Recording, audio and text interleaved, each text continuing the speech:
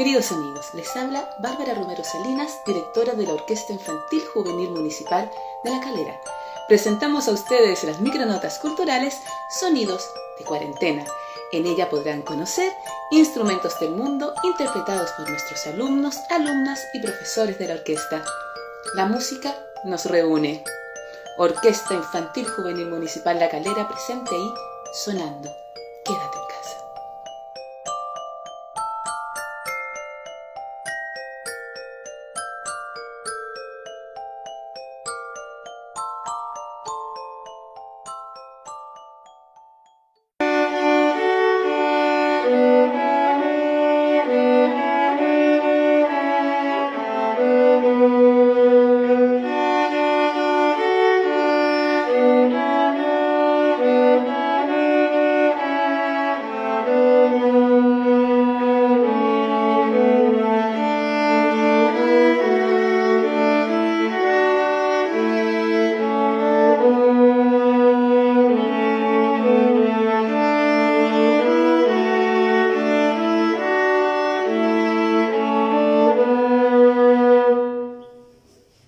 Fernanda Figueroa, Fernanda Yeldes, viola, base mortal.